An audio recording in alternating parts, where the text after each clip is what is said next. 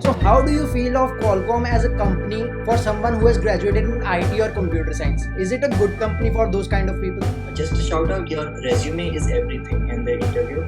So, as you mentioned that there is a lot of work related to networking and operating system in the company. So, during interview rounds, do they ask the networking and OS part also?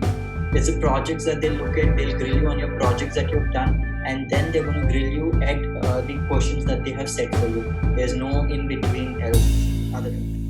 Hello everyone. So today we are going to discuss Qualcomm interviews, and for that purpose we have with us Anag. Anag has interned for 6 months in Qualcomm. He also did his 2 month internship in Qualcomm, and now he is working as full time in Qualcomm. So hi Anag, how are you? Hi, love. Thanks for inviting me. I'm glad to answer all the questions here. So before we move to interview preparation or your interview rounds, I have a question in mind which I feel will be there in minds of almost all the college students. So Qualcomm is generally considered as an electronics company, but I know you that you are from an IT background, your degree is in information technology. So how do you feel of Qualcomm as a company for someone who has graduated in IT or computer science? Is it a good company for those kind of people? That's a great question, love, and that's one question that I get from so many students, so many juniors who ask around, "Ki, is this a good company for me? Will there be scope around? Yeah, like it's different from other work definitely, or kya hai? What is the scene?" So, like just in a nutshell, of course, Qualcomm is an EC company. Like the company is in semiconductors, it's in chip making business. So, of course, it's going to be a different, business roadmap than other companies, but if you look at the work aspect, it is pretty much similar. I don't think there is much difference in the work. The main work that, for example, I do is in networking and operating systems. So the intricate data level interactions is what I deal with in a nutshell. Yeah. For any person with an IT or a computer science background, you don't have to think that this is not the company for you. So I don't think that that's wise to call it a plain EC company and throw it on the other side. Because when you're working in Qualcomm, you definitely know that all the work or all the courses that you study, you're implementing firsthand. That I have experienced multiple times, be it an elective course, be it computer networking and the labs that I worked in college. All of that seemed very relatable once I joined in Qualcomm. And I don't mean to break anyone's bubble, but if you're working in a software company, you most probably will join in and you'd have to learn a framework from scratch, be it Django, be it any kind of framework, which is different than the work or than the courses that you've studied in. So I didn't feel that in Qualcomm. So that is a plus point. It's at least relatable to me. The courses that I've studied, I'm able to implement it directly. So definitely, it's not an EC only plain EC company. Okay, so now let's move to interviews part. So can you tell us about how your interview experiences were, how the coding round in the starting was, and how many rounds after coding round were there, and what questions were actually asked in those interview rounds? Okay. So Qualcomm in specific, at least in my interview experience or anyone who I've been through or who I've seen, they don't get into the networking. Intricate questions about networking or implementing any protocols or anything. That's not really how what they do because they don't expect you to know all that. But if you do know that, that's a great advantage. But I didn't see them expecting that as a prerequisite. The questions are always that I've been asked were on data structures only, plainly. So algorithms, it's not really much of system design because that's not really how we work in. But mainly, like for example, like they'll take a simple question. I'm giving a very basic example of finding if a number is prime or not. So it's a simple question. It's an easy question. We can know that it's a very simple question.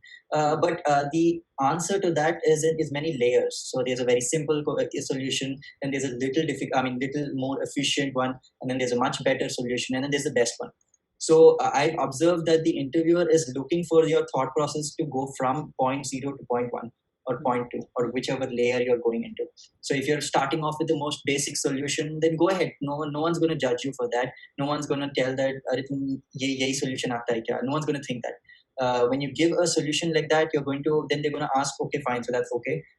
But if I want to do it in a shorter amount of time or reduce the time complexity, so then you can go and advance it one level and then give a little better option. And I've observed that helps much more than the thought process of giving the most elegant solution directly.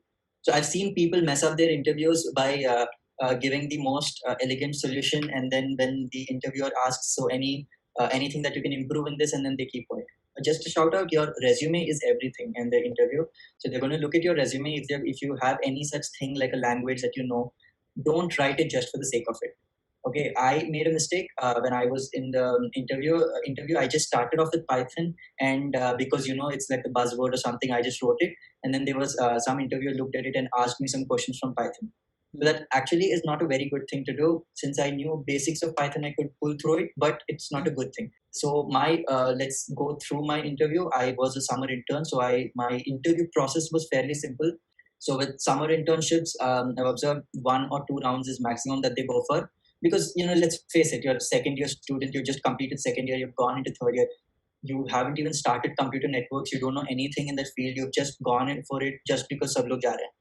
Right, that's the thought process that everyone has at that time. So they don't expect you to have an exquisite knowledge, just fundamentals they're going to test you. So for example, they asked me, how does printf statement, how does it work, as in like what is my understanding of how that function works.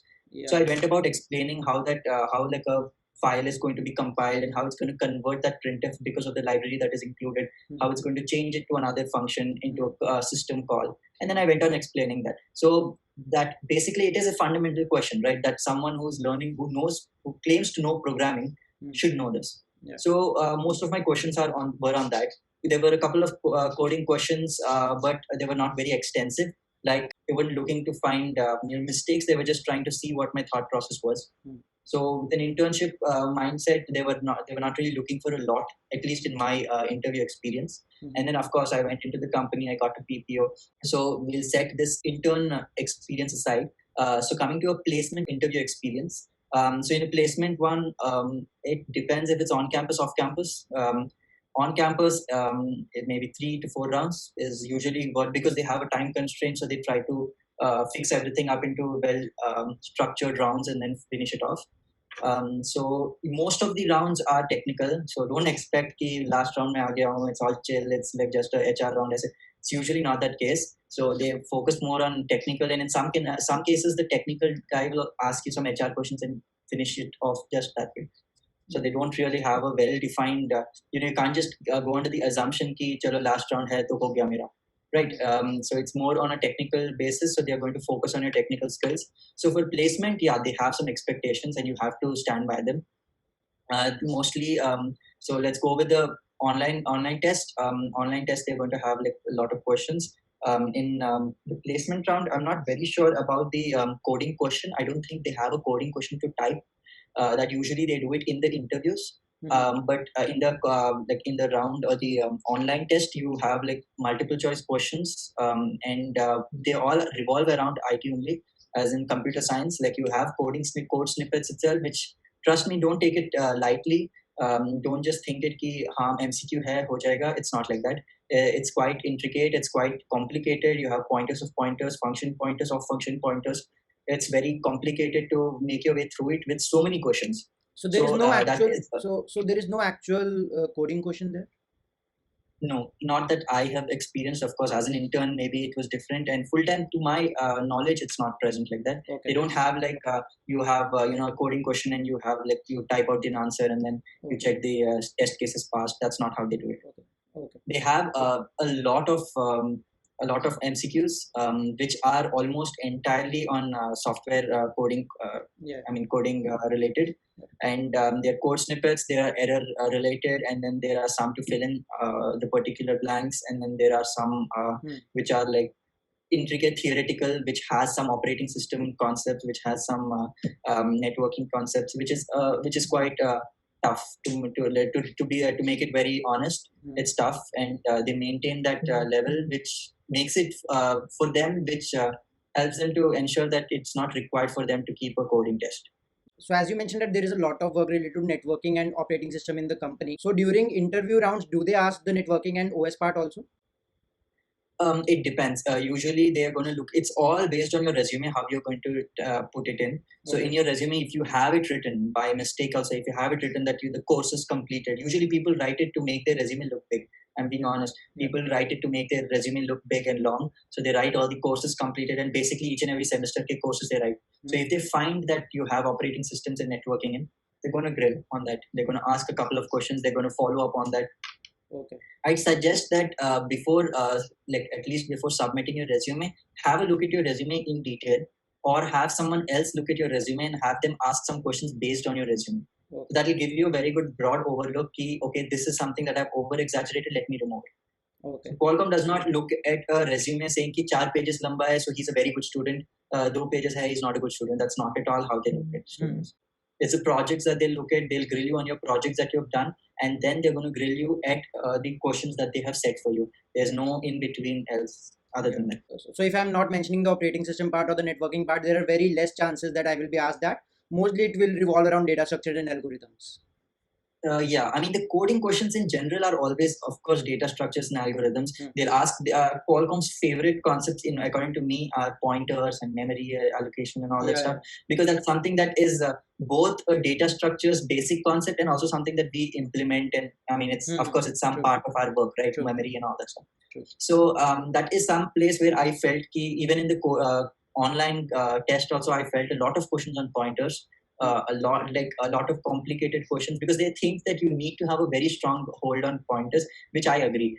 So now we have talked about the on-campus interviews. So do you also know something about the off-campus interviews as well? Yeah, sure. I mean, in the position that I am in, I've been involved in many places, so I'm aware of all the processes. So I think I'll be glad to explain it to you. So the off-campus process, as usual, like any other company, it starts off with you applying to the job. So it's two-way part. Either you apply it yourself or you have someone give you a referral.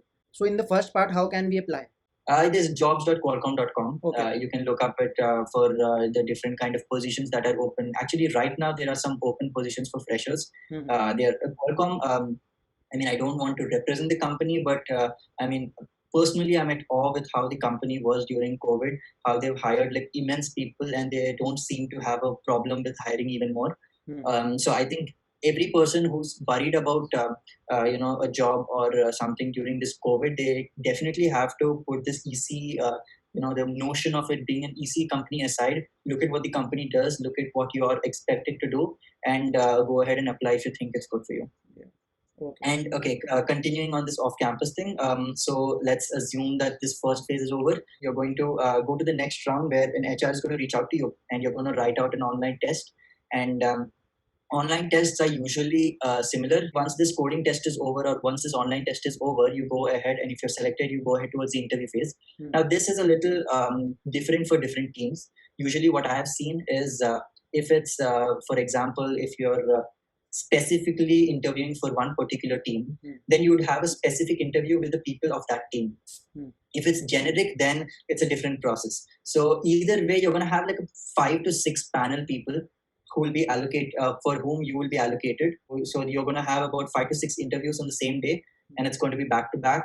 And it usually is like you have first interview, and then you have second, third, fourth, fifth. At any time, if they don't think you're good enough, they can add another interview. It's no hard and fast rule ki 5 matlab 5 hi. If in the first 2-3 you're really good and they really think that you're good, then they can even seal the deal and go ahead. So there is no hard and fast rule ki 5 hi karna hai, 4 hi karna hai. There's nothing like that. So that is usually how off-campus works. It's of course it takes a little more time, because you would be for that position you would be competing with the next year on hires, on-campus hires, and then you're competing with the all off-campus people. So that makes it a little difficult. So you need to like have an edge more than others. Okay. So I think that's all for the interview experiences and all the interview related questions I had for Qualcomm. Thanks a lot, Anak, for joining. So to all the people who are watching, I hope this video helped you a lot, and now you are more clear about the Qualcomm as a company. How good is it for an IT guy to apply for? So if you like the video, hit the like button, subscribe to the channel for more such videos. I have covered a lot of other companies and their interview experiences. If you want to watch them, I will leave the link to the playlist in the I button here. Until next video, goodbye.